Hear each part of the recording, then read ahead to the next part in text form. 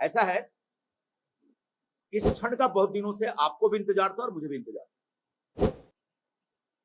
आपको पता होगा 1 हफ्ते पहले मैंने घोषणा की थी, और वो घोषणा तब की थी जब महाविकास आघाड़ी की तरफ से शिवसेना ने बगैर कांग्रेस के साथ सहमति बनाए एक खिचड़ी चोर को हमारे क्षेत्र का लोकसभा का अगला उम्मीदवार घोषित किया।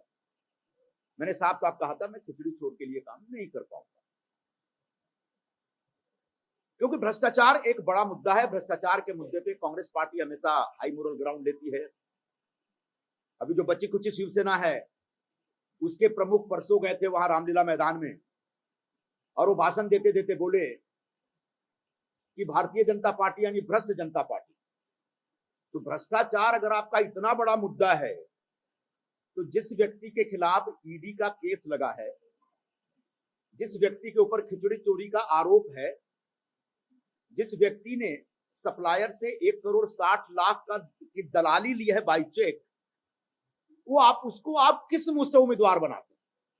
मैंने यही मुद्दा खड़ा किया था, और मुझे लगा था कि मेरी पार्टी जो दिन रात भ्रष्टाचार के मुद्दे पे सभी लोगों को नसीहतें देती रहती है, शायद इस विषय को समझे, लेकिन मेरी पार्टी ने भी नहीं समझा। और इसलिए मैंने कल घोषणा की थी, जब मुझे पता चला कि ये कोई एक्शन लेने का मूड में है, तो मैंने कहा काहे के लिए अपनी स्टेशनरी वेस्ट कर रहे हो, मैं कल सब अनाउंसमेंट कर दूंगा। मैंने रात को 10:40 पर खड़गे जी को अपना इस्तीफा भेज भी दिया था, और मुझे लगता है कि उसके तत्काल बाद शायद उस इस्तीफे में कुछ ऐसे शब्द थे, ऐसा मेरा एक्सप्रेशन था, उनको लगा कि कुछ ज्यादा हो जाएगा अगर हम चुप रहेंगे, तब उन्होंने इस प्रकार का एक फैसला किया। मतलब A4 साइज का एक कागज कांग्रेस पार्टी ने आखिरकार बर्बाद कर दिया, ऐसा मेरा मानना है। अब रही बात, कांग्रेस पार्टी ये सब क्यों कर रही है? कांग्रेस पार्टी इस समय एकदम से संरचनात्मक ढंग से देखा जाए तो बिखरी हुई पार्टी, वैचारिक तौर पर तो दिशाहीन है, ऐसा कई लोगों ने कई बार कहा, कांग्रेस पार्टी के लोगों ने ही कहा, लेकिन संरचनात्मक तौर पर एक पूरी तरह से बिखरी हुई पार्टी है। पहले कांग्रेस में एक पावर सेंटर हुआ करता था, और उसका एक कॉकस होता था, उसके एक कोटरी होते थे, दरबारी होते थे, और उसके खिलाफ बाकी लोग लड़ते रहते थे या संघर्ष करते रहते थे। इस समय कांग्रेस पार्टी में 5 पावर सेंटर्स हैं। आप चौंक जाएंगे सुनकर के, लेकिन ये सब हमने अनुभव किया हुआ है। अब पूछेंगे 5 पावर सेंटर कौन कौन से हैं, और पांचों के अपने कॉकस है, पांचों की अपनी लॉबी है, और पांचों की जो लॉबी है वो आपस में टकराती रहती है, एक दूसरे को मारने में लगी रहती है। और उसमें बहुत सारे लोग, हमारे जैसे लोग जो किसी भी लॉबी का कोई बाहरी हिस्सा नहीं है, वो अक्सर तकलीफ में रहते हैं, और मैं अकेला नहीं, ऐसे लाखों लोग हैं कांग्रेस पार्टी से जुड़े। तो जो 5 पावर सेंटर है, उसमें सबसे पहले तो परमादरणीय सोनिया गांधी जी का एक पावर सेंटर है, उनके आसपास के लोग हैं। दूसरे आदरणीय राहुल गांधी जी का भी एक अपना पावर सेंटर है, उनके आसपास भी एक कोटरी है जो अपनी दुकान चलाता रहता है। फिर बहन जी की भी एक अपनी कोटरी है, वो अपने ढंग से एक्सर्ट करती रहती हैं, अपना पावर एक्सर्ट करती रहती हैं। अध्यक्ष महोदय हैं, उनका भी एक पावर सेंटर बन गया है। उनके आसपास जो लोग हैं, वहां तो ऐसे ऐसे लोग हैं जिनके पास कोई राजनीतिक अनुभव नहीं, कोई राजनीतिक आधार नहीं, अचानक उनके साथ जुड़ के वो हाईकमान बन गए, और इस तरह की बातें करते, इस तरह की भाषा का इस्तेमाल करते जो मैं आपके सामने यहां प्रस्तुत नहीं कर सकता। और आखिरी एक जो पावर सेंटर है जनरल सेक्रेटरी ऑर्गेनाइजेशन का, वेणुगोपाल जी का, वो भी एक पावर सेंटर बना हुआ है भाई। वो भी अपने ढंग से अपनी राजनीति करते रहते हैं। जब हिंदी बोलते समझ में नहीं आता, अंग्रेजी बोलते समझ में नहीं आता, मलयाली हमको समझ में नहीं आता है। एक ऐसा आदमी पिछले इतने वर्षों से बैठा हुआ है, और संगठन लगातार गर्त में जा रहा है, संगठन लगातार बुरे खराब दौर में, खराब हाल में। तो एक कांग्रेस पार्टी में जो ये टकराव चल रहा है लॉबियों का, उसकी वजह से कांग्रेस के बाकी राज्यों में बैठे जो लीडरशिप है, जो मेरिटोरियस लोग हैं, जो योग्य लोग हैं, उन लोगों का कष्ट बढ़ता चला जा रहा है। और मैं पिछले 4-5 वर्षों में इसको बड़ी गंभीरता से मैंने महसूस किया है, लेकिन मैं धीरज रख रहा था। आखिरकार धीरज टूट गया, बांध टूटा धीरज का, और उसके बाद जो सामने आया वो सब आपके समक्ष है। तो ये जो वैचारिक स्तर पर जो एक द्वंद्व चल रहा है पार्टी में, उसकी वजह से बड़े पैमाने पर कार्यकर्ताओं के अंदर एक निराशा और नाराजगी बनी हुई है। और अगर यूं ही चलता रहा तो आगे जाकर धीरे धीरे बहुत कुछ खत्म हो जाएगा, बिगड़ जाएगा, मुझे ऐसा लग रहा है। वैचारिक स्तर पर आप देख लें, मैं थोड़ा गंभीर बात कर रहा हूं, पता नहीं आप लोग इसको कितना दिखाना चाहेंगे, कितना इसमें इंटरेस्ट लेंगे। कांग्रेस ने बार बार कहा कि हम सेकुलर पार्टी हैं और सेकुलर विचारधारा के आधार पर हम काम करना चाहते हैं। सेकुलरिज्म में कोई गलत बात नहीं है। गांधी जी लेके आए थे ये सेकुलरिज्म की विचारधारा, हिंदुस्तान में बहुत पॉपुलर की है। लेकिन गांधी जी के सेकुलरिज्म में धर्म का विरोध नहीं था, वो सर्वधर्म संभावता सभी को साथ में लेकर चलते। लेकिन उसको अडॉप्ट किया नेहरू जी ने, जिसको हम नेहरूवियन सेकुलरिज्म कहते हैं। और नेहरूवियन सेकुलरिज्म में सबसे पहले धर्म का ही विरोध है। वो विचारधारा चलती रही।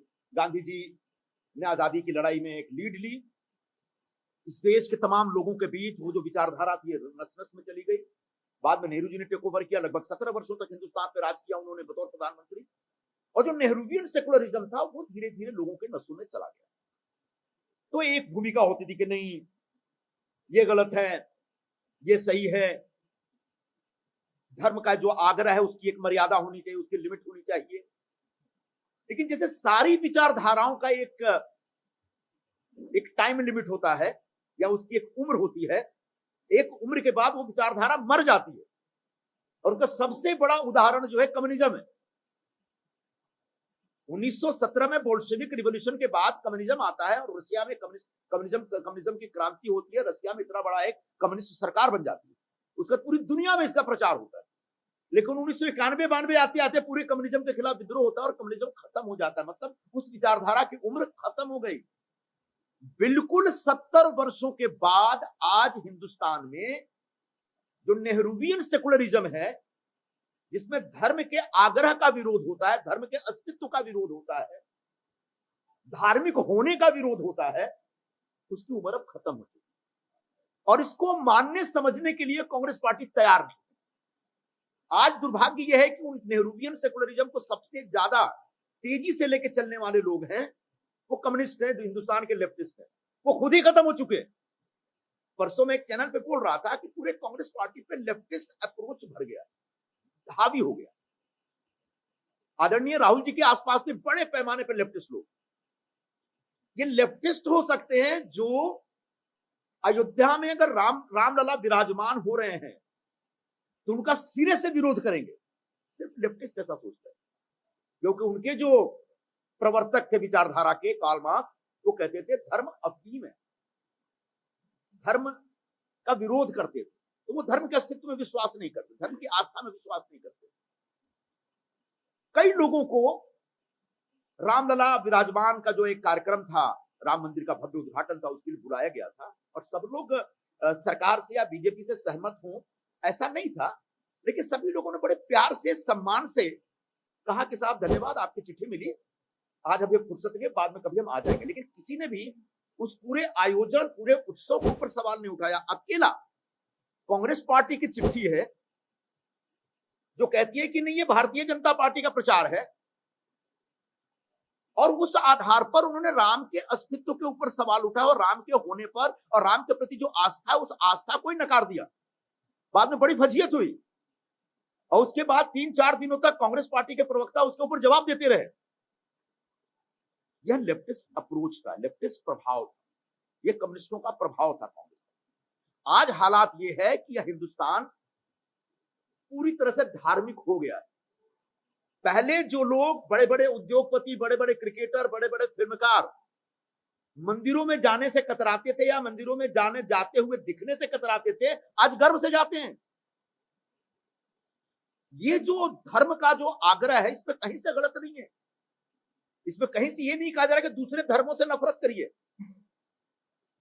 बाकी धर्म के लोग भी उतना ही अपने धर्म के प्रति आग्रह रखते हैं। लेकिन यहां पर जो नेहरूवियन सेकुलरिज्म था, उसने कहीं ना कहीं लोगों को, हिंदू धर्म को मुख्य धारा से बाहर कर दिया था। और हिंदू धर्म में आस्था रखना मतलब कोई गुनाह है या ब्लास्फेमी जैसा है, धर्मद्रोह है, इस प्रकार की एक भूमिका बन गई। आज कांग्रेस पार्टी वैचारिक स्तर पर अगर इस खांचे में देखें तो पूरी तरह से इरिलेवेंट हो गई, इस खांचे से बाहर हो गई। इसलिए लगातार लोग टूट रहे हैं, बिखर रहे हैं या अंदर अंदर कसमसा रहे हैं। तो वैचारिक आधार पर हालत खराब है, संगठनात्मक स्तर पर पूरा बिखरा हुआ है मामला।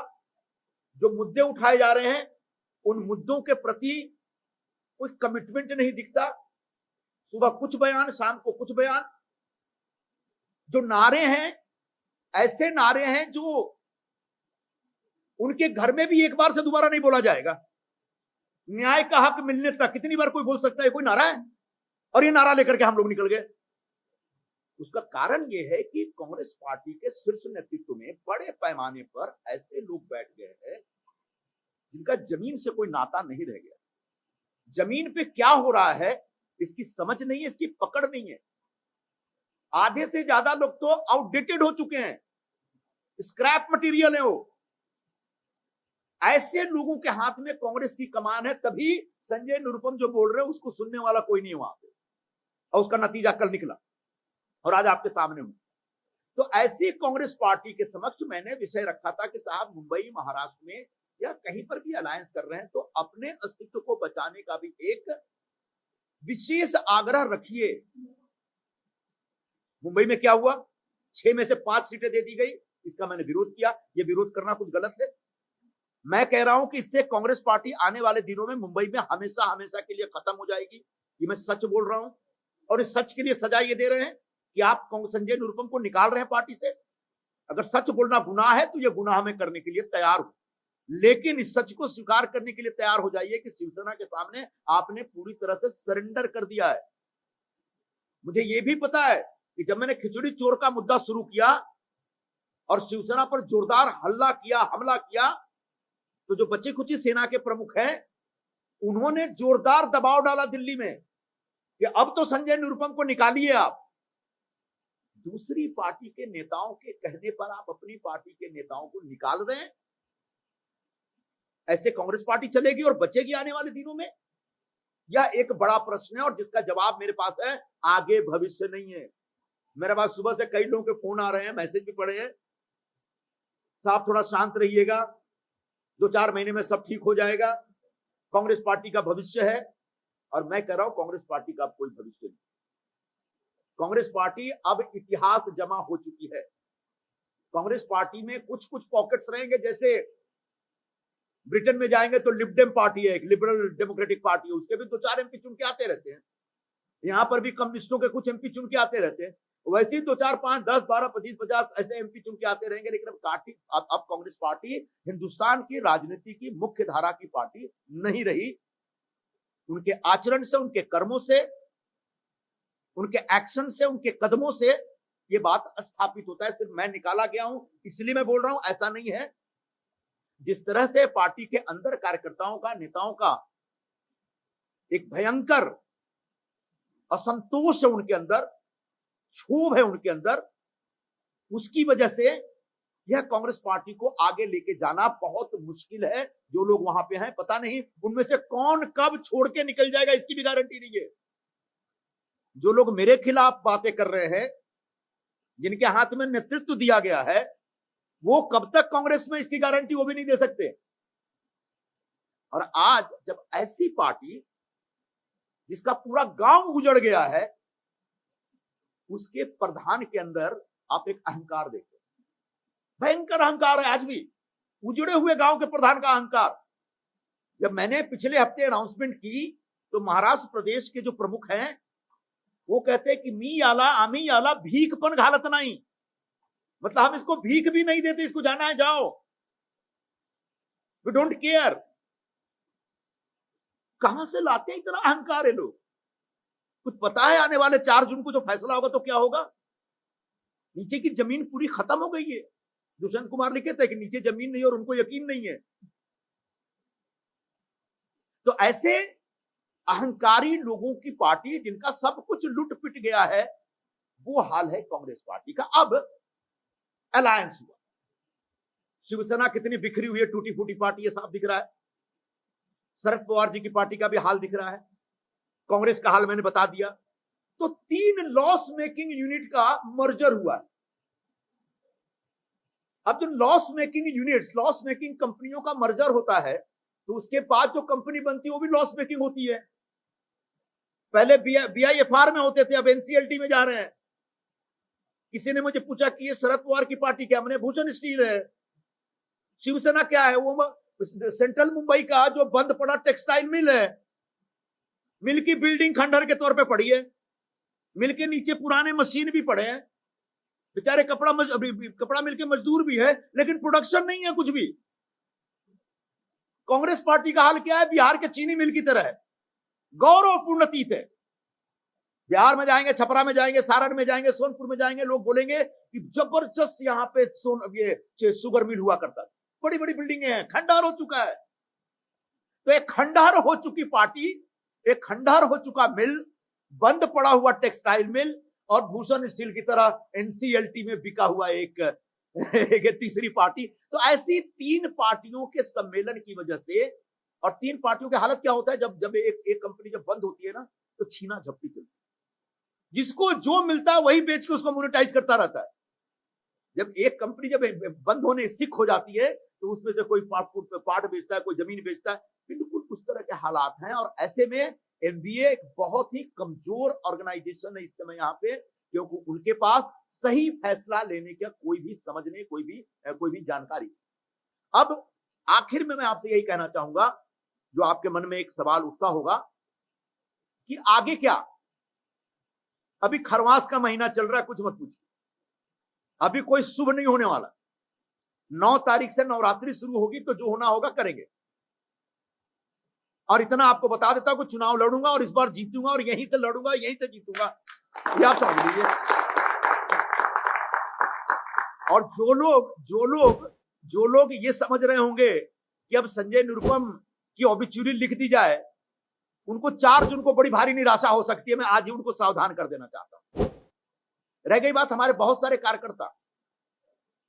कार्यकर्ताओं को, क्योंकि बहुत दिनों से हल्ला है कि संजय निरुपम नाराज है, आ सकते, जा सकते, छोड़ सकते, जा। तो पार्टी के जो ऐसा नेतृत्व जिसमें जंग लग चुका है, जो घर से बाहर नहीं निकलता, लोगों के बीच नहीं जाता, ऐसे जंग लगे हुए नेताओं ने हमारे कार्यकर्ताओं पे, नेताओं पे जिले में दबाव डाला, तुम जाओ मत, ये करो, वो करो, तुम्हारा बहुत उज्जवल भविष्य है। सबने पलट के पूछा कि भाई जब संजय निरुपम का ही भविष्य नहीं तो हमारा क्या भविष्य हो गया। फिर भी मैं आज अपने सभी साथियों को कहना चाहूंगा, मैंने कई लोगों से पूछा, कई लोग आना चाहते हैं, कई लोग नहीं आना चाहते हैं, कोई दिक्कत नहीं है। आगे की भूमिका जब तय होगी तो सब आएंगे, लेकिन अभी जिसको जहां रहने का मौका है वहीं पर रहे, और जिसको आना है आए। लेकिन किसी भी कार्यकर्ता, किसी भी नेता पर मेरा कोई दबाव नहीं, कोई प्रेशर नहीं है, ये मैं स्पष्ट कर देना चाहता हूं। अब आप लोग बता सकते हैं।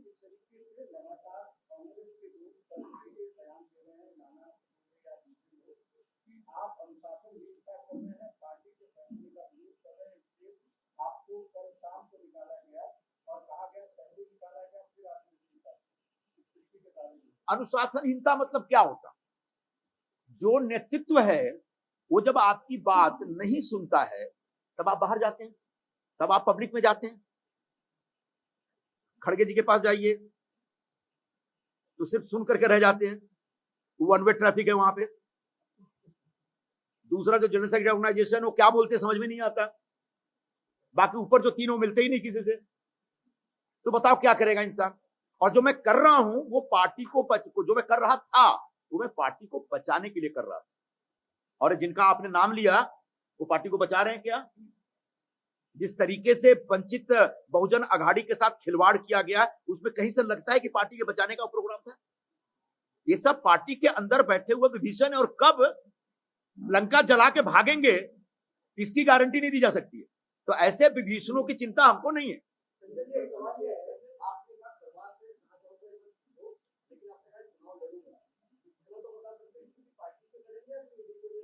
वो अभी बता देंगे आपको। इंडिपेंडेंट शायद नहीं लड़ेंगे, इतना चिंता मत करिए।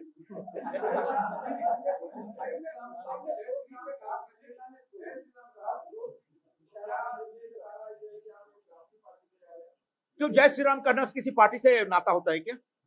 भगवान राम हिंदुस्तान के प्राण हैं। राम के जो मूल्य हैं, राम के स्थापित मूल्य हैं, उन मूल्यों पर आधारित हिंदुस्तान है, हिंदुस्तान का समाज है। चाहे किसी भी धर्म का हो, किसी भी वर्ग का, जो हिंदुस्तानी है वो राम के मूल्यों में विश्वास करता है। और वो सिर्फ धर्म नहीं है, वो हमारी एक सांस्कृतिक परंपरा है, और उस परंपरा से जुड़ के जीना पड़ेगा। दुर्भाग्यपूर्ण बात यह है कि जो नेहरूवियन सेकुलरिज्म था, उसी परंपरा से आपको डिस्कनेक्ट कर रहा था, जिसके बारे में कह रहा हूं कि अब उसकी उम्र खत्म हो गई है।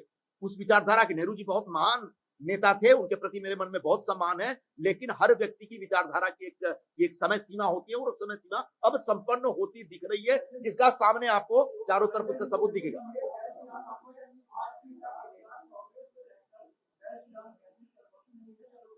हाँ, अगर ये बात, बड़ा अच्छा सवाल किया आपने। जब मैं मुंबई का अध्यक्ष था, तो मैंने तय किया कि मुंबई कांग्रेस में सत्यनारायण भगवान की कथा कराऊंगा। गलत क्या है भाई इसमें? तो हमारे एक दो साथियों ने बोला मत करिए साहब। क्यों? कि तमिलनाडु का कोई अध्यक्ष बना था, उसने कोई ऐसी पूजा वूजा कराई थी, तो उसके खिलाफ पार्टी ने एक्शन ले लिया। बाप रे, बड़ा खतरनाक है। फिर मैं जिद पे अड़ा और आखिरकार कथा मैंने कराई। तो एक आग्रह होता है, और मैं यही कहना चाहूंगा, सेकुलरिज्म का मतलब अपने धर्म से टूटना नहीं हो सकता। धर्म से विमुख होकर के कोई व्यक्ति नहीं जी सकता। हर व्यक्ति बुनियादी तौर पर धार्मिक है, चाहे मुस्लिम हो या क्रिश्चियन हो या जू हो। सबके अपने अपने धर्म है, सबके अपने अपने देवता है, लेकिन यहाँ अपने धर्म से और देवताओं से विमुख होकर जीना चाहिए। ये जो सेकुलरिज्म सिखलाता है, अब उसकी उम्र खत्म होगी।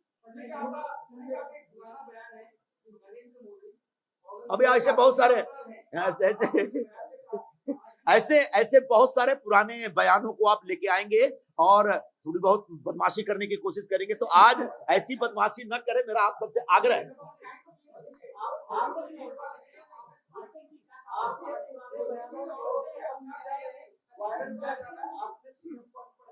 ऐसा है, मैं एक आउटस्पोकन व्यक्ति हूं, बोलता हूं। जिस पार्टी में रहता हूं, उस पार्टी की भूमिका, उस पार्टी की जो विचारधारा है, उस पार्टी का जो दृष्टिकोण है, उसको बड़ा खुल के रखता हूं। और मैं अकेला ऐसा नहीं, ऐसे बहुत सारे लोग हैं। आप हमारे जो पुराने ट्वीट और पुराने बयानों को जब खोद खोद के निकालेंगे, तो ऐसे मैं अकेला नहीं, ऐसे बहुत सारे लोग हैं जो ऐसे ऐसे बयानों और ट्वीट के बावजूद इस समय पार्टी छोड़ करके कहीं और बैठे हुए हैं। मुझे नहीं मालूम किसने माफी मांगी। अब इतना इतना ज्यादा अभी मेरे प्रेस कॉन्फ्रेंस को डिरेल मत करिए त्रिवेदी जी महाराज, मैं आपसे हाथ जोड़ रहा हूं, अभी रुक जाइए, थोड़ा धीरज रखिए। अभी आने वाले दिनों में बहुत बार बोलेंगे, अभी बहुत लोग मेरे खिलाफ बहुत सारी बातें बोलेंगे, तब तक जवाब दिया जाएगा। ऐसा नहीं होता, ऐसा नहीं होता। देखिए, बहुत ठीक है, ठीक है, ऐसा नहीं होता। आप बहुत अच्छा सवाल किया आपने। मैं मान लीजिए किसी का विरोधी हूं, तो विरोधी स्वर उस व्यक्ति या उस संस्था के बारे में अपनाता हूं, लेकिन जैसे मैं तय कर लेता हूं कि मैं मुझे अब इनका विरोधी नहीं रहना है, इनसे हाथ मिलाना है, इनके साथ बैठना है, तो निश्चित तौर पर जो आपकी वो भूमिका थी, वो भूमिका से आप पीछे हट जाते हैं। यह एक सैद्धांतिक आधार है।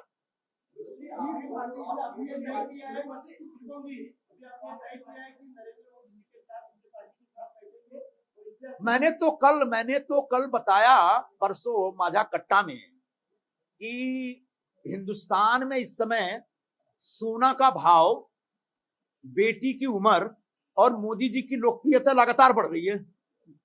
तब उसके बाद आगे क्या पूछना चाहते हैं बताइए?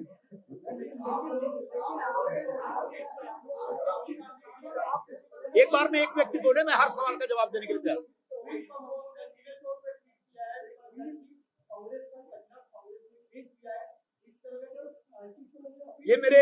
ये जनाब मेरे बहुत पुराने मित्र हैं, आप चिंता मत करिए, उनसे मिलकर के मैं करूंगा। हाँ, मेरे पुराने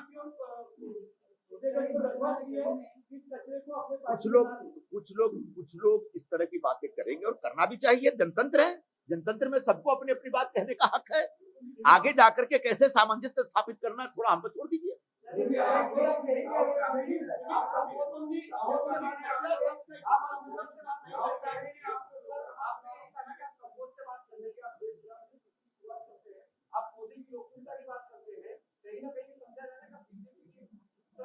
अभी इस बारे में मैं कोई ऑफिशियल स्टेटमेंट देने की स्थिति में नहीं।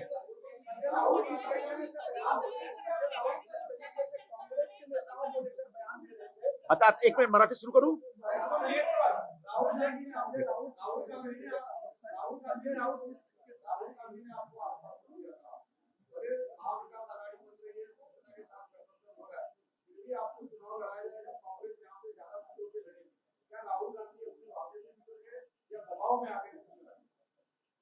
सिर्फ राहुल गांधी जी को दोष नहीं दूंगा, पूरी कांग्रेस पार्टी ने अलग अलग राज्यों में जो अपना पॉलिटिकल कामकाज है उसको वहां के स्थानीय पार्टियों के ऊपर वो आउटसोर्स कर दिया है कि हमारी पार्टी आप ही चलाइए, चाहे बिहार हो या महाराष्ट्र हो या तमिलनाडु दिख रहा है आपको।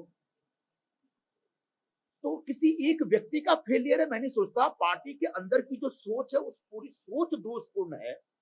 आप मजबूत रहेंगे तो कोई मजबूत आदमी आपसे हाथ मिलाएगा, आप कमजोर हो जाएंगे तो आपसे कोई हाथ नहीं मिलाएगा। तो आने वाले दिनों में प्रकारांतर में कांग्रेस पार्टी बहुत कमजोर होगी और आज जो लोग आपसे हाथ मिला रहे हैं वो आपसे हाथ भी नहीं मिलाएंगे।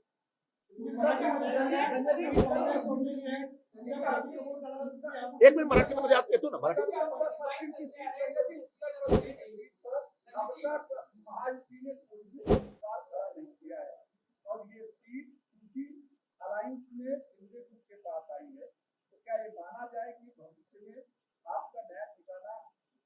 ये हम 9 तारीख के बाद, नवरात्रि शुरू होने के बाद आपको बताएंगे कि अगला ठिकाना क्या है।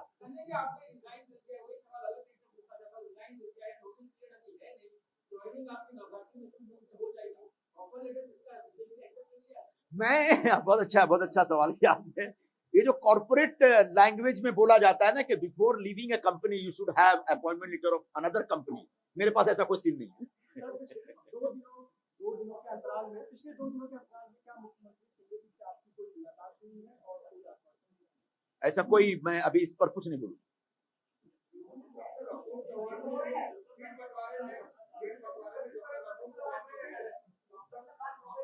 मैं कहा कुछ बोल रहा हूं। आता चलो, आता सुरू करू मराठीत।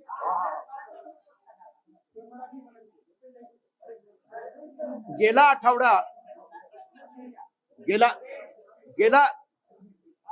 गेला आठवड्यात जेव्हा तुम्ही सगळे माझ्या प्रेसर साथी आला होता तेव्हा मी एक अनाउन्समेंट केला होता की आता मी 1 आठवडा वाट पाहणार माझ्या पक्षाचे जो नेतृत्व आहे त्यांच्याशी, कारण महाविकास आघाडीतर्फे शिवसेनाने परस्पर बोलून शिवाय जो उमेदवार दिलेला आहे तो खिचडी चोर आहे। तो स्वतः तो खिचडी चोर आहे, पण ते पक्षाचे जो अंतरराष्ट्रीय प्रवक्ते आहे उनके फॅमिली त्यांच्या कुटुंबात पण खिचडी चोर आहेत। तो असा खिचडी चोर आणि भ्रष्टाचारी आणि ज्यांच्या विरोधात ईडीची स्कॅम, ईडीची प्रोब चालू आहे, चौकशी चालू आहे, त्यांच्यासाठी मी प्रचार नाही करणार। एक तो भ्रष्टाचारी आणि दुसरा मी स्वतः इकडचे उमेदवार 2019 मध्ये पडल्यानंतर मी या विभागात अनवरत 5 वर्षापासून काम करत आहे। पक्षाने मला पण सांगितलं होतं कि हम आपको एआईसीसी में नहीं ले रहे क्योंकि आपको लोकसभा लड़ना है। कधी याच्यावर वाद उठेल तो मैं नाव पण सांगणार आणि मोठा नेता कोणी काय बोलला मला मी सांगू शकतो, पण माझी तयारी होती लोकसभा निवडणूक लढण्याची आणि आमचे पक्षाचे लोकांनी जो सीट वाटप साठी जो वाटाघाटी होत होतो त्या प्रक्रियामध्ये बसून जाणून बुझून माझा सीट त्यांनी गमावला आणि ही सीट एक भ्रष्टाचारीला दिला। माझा याचा विरोध होता। मला असं वाटत होता की पक्षाचं नेतृत्व माझ्याशी संपर्क करेल। काल परवा फोन होता, एकाचा मिस्ड कॉल होता, दुसऱ्याने सांगितलं अभी नेक्स्ट वीक तक कुछ मत करो आप। मैंने कहा आता निर्णय झालेला आहे, मोठे नेते आहेत।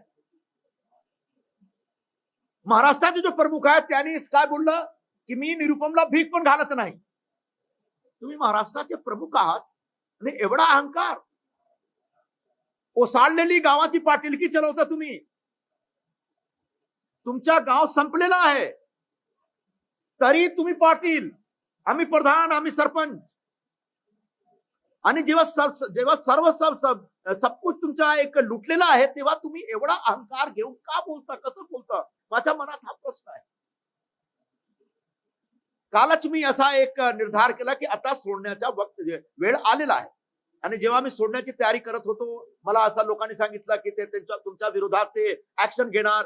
मी सांगितलं बाबा कशाला तुम्ही तुमच्या स्टेशनरी नष्ट करता तुम्ही. आज A4च्या एक पेज त्यांनी बर्बाद केलं माझ्यावर. मी सांगितलं की उद्या मी निर्णय घेणार. तो आज माझा निर्णय असा आहे की आता काँग्रेस पक्षामध्ये राहण्याचा काहीही उपयोग नाही.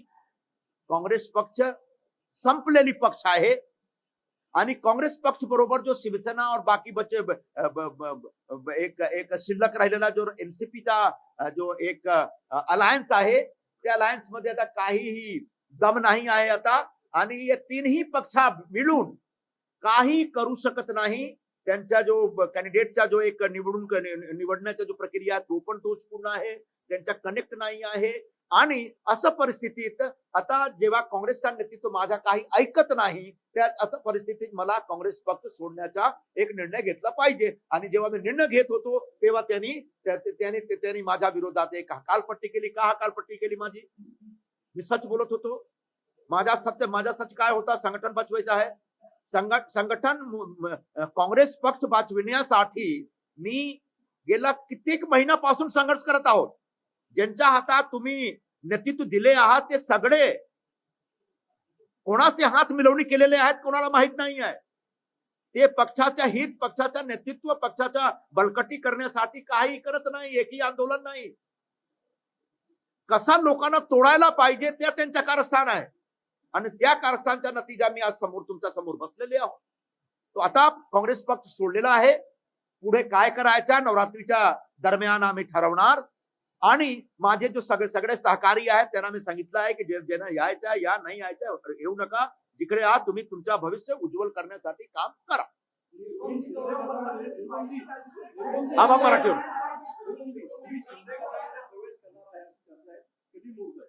आता सध्या मी सांगू शकत नाही कुठल्या पक्षमध्ये आणि कुठल्या ग्रुपमध्ये और कुठे जाणार. पण नवरात्रीच्या दरम्यान काहीतरी एक निर्णय घेण्याची परिस्थिती आहे, मनस्थिती आहे. हा, उत्तर पश्चिम मधून निवडणुकी लढणार आणि यावेळी जिंकणार.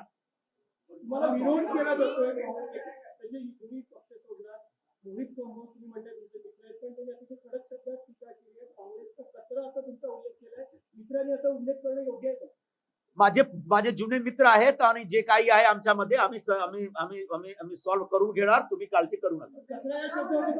तुम्ही काळजी करू नका. जे काही लोकतंत्र आहे, लोकशाही आहे, ते सगळे स्वतःचे आवडीनुसार शब्दाचा प्रयोग करतात. करू दे, काही हरकत नाही.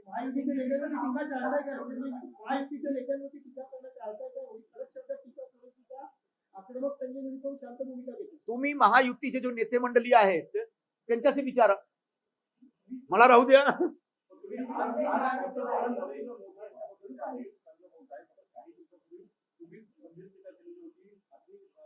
असं होतो जेव्हा तुम्ही एक दुसरा पक्ष मध्ये राहता त्या पक्षानुसार एक भूमिका घेता. जेव्हा तुम्ही ठरवता की आता या पक्षामध्ये नाही राहायचं आणि दुसरा ग्रुप मध्ये जायचं, दुसरा एक ग्रुपची एक संपर्क करायचा आहे, तो ठीक आहे. जे काही माझ्या स्टेटमेंट आहे आणि माझ्या ट्विट आहे त्याच्यावर थोडाफार रिमोर्स करून आम्ही आता स्टँड बदललेला आहे. आणि स्टँड बदलण्याचा माझ्याकडे एक लोकतांत्रिक अधिकार आहे. चुकीचे आहे की याच्यामध्ये प्रत्येक व्यक्तीला एक या देशाची घटनाने जो परमपूज्य बाबासाहेब आंबेडकरने जो घटना दिली आम्हाला, त्यांनी अधिकार दिलेला आहे की तुम्ही ठरवा तुमचा विचार काय असेल, तुम्ही ठरवा तुमचा पक्ष काय असेल, तुम्ही ठरवा तुम्हाला कुठे जायचं आहे. हा एक संवैधानिक अधिकार आहे आणि एक घटनात्मक अधिकार घेऊन मी उभे आहे, तुमच्या बरोबर बसलेले आहोत.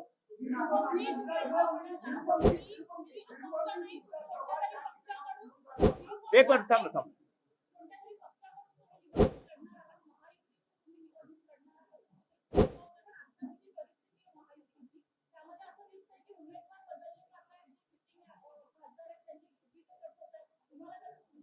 तो त्यांच्या आतमध्येचा विषय आहे. याच्यावर मला काही बोलायचं नाही आहे. आणि बघा, तुम्ही जरा आशीर्वाद द्या मला, तुम्ही ताई आहात.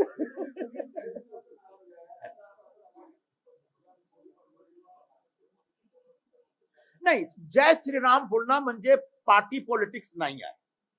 भगवान राम भारताचे प्राण आहेत. त्यांनी जो मूल्य स्थापित केला त्यांच्या मूल्याच्या आधारावर या देशामध्ये 5,000 वर्षापासून एक परंपरा चालू आहे, त्या परंपराचा सन्मान केला पाहिजे, त्या परंपराच्या विरोधात नाही जायला पाहिजे, हा माझी भूमिका आहे.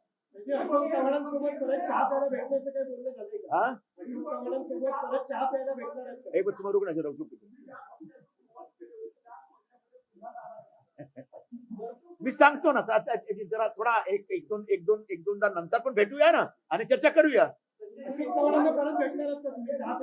हा भेटू शकतो. माझे मित्र आहेत, जुने मित्र आहेत, माझे सिनियर आहेत, माझे लीडर असले.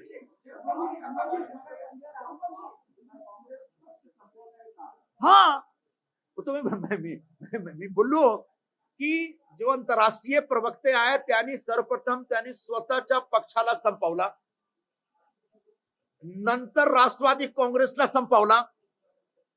आता काँग्रेस पक्ष संपविण्याचा एक डाव ते रचत आहेत का? त्यांची मनात अशी इच्छा आहे की मुंबईमध्ये जो पॉलिटिकल स्पेस आहे अपोजिशनचा, त्या स्पेस मध्ये फक्त त्यांचा जो उबाठा ग्रुप आहे त्याचा हक राहिला पाहिजे. त्यासाठी ते प्रत्येक पक्षाला काटत आहेत. पण ही प्रक्रियामध्ये त्यांच्या स्वतःचा पण विनाश होईल एकदा, माझी अशी भाकीत आहे.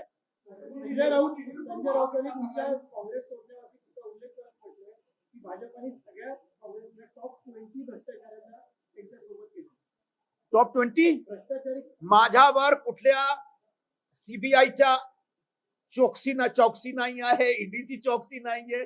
साधा जो पोलीस स्टेशन में केसेस आहेत फक्त पॉलिटिकल मुवमेंटचे केसेस आहेत आणि मला गर्व आहे त्या केसेस बद्दल. तर माझ्याबद्दल कुठल्या प्रकारचा एकही आरोप कोणी लावू शकत नाही. मी त्यांच्यासारखा आर्थर रोड जाऊन फिरून आलेला नाही आणि पुन्हा पण आर्थर रोड जाण्याचा भाग पडू शकतो त्यांच्यावर.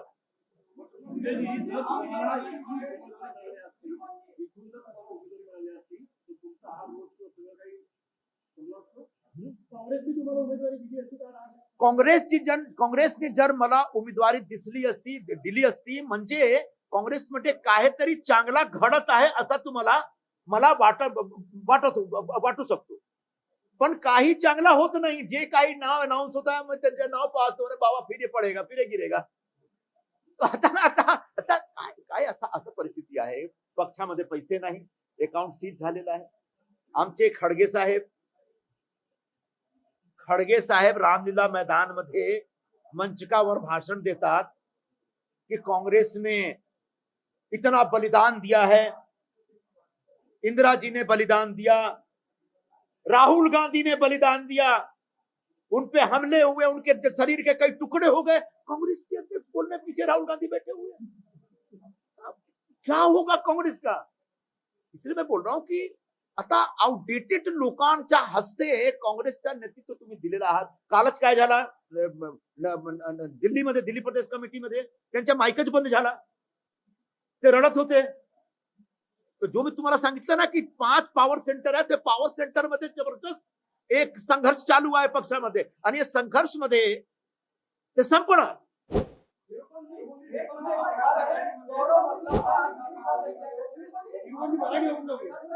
मेरे को जरा मराठी हो जाए.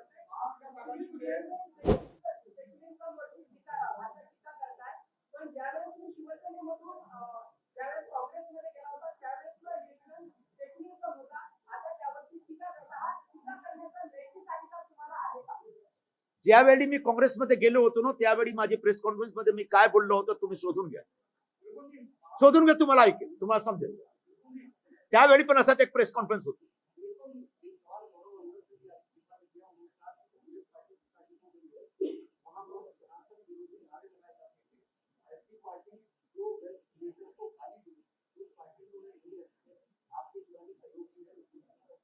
बिल्कुल बल्लभ जी का यह बयान सही है और यही बात मैं कह रहा हूं एक दूसरे शब्दों में, दूसरी भाषा में, क्योंकि ये पार्टी के अंदर बहुत सारे कार्यकर्ताओं नेताओं के अंदर ये भूमिका आ गई है, ये विचार बन गया है जिसको समझने मानने के लिए पार्टी का जो शीर्ष नेतृत्व है जो इस समय संचालन कर रहे हैं वो तैयार ही नहीं है.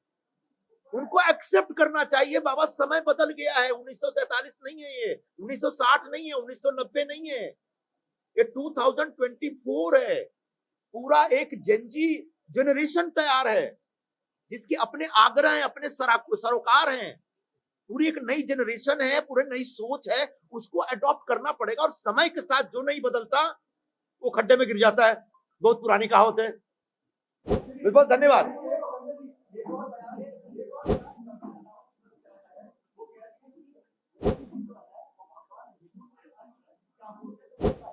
अभी जरा नवरात्रि आने दीजिए, फिर बताएंगे। गरजा हिंदुस्तान चॅनलला सबस्क्राईब करा आणि ताज्या घडामोडी जाणून घेण्यासाठी बेल आयकॉनवर प्रेस करा।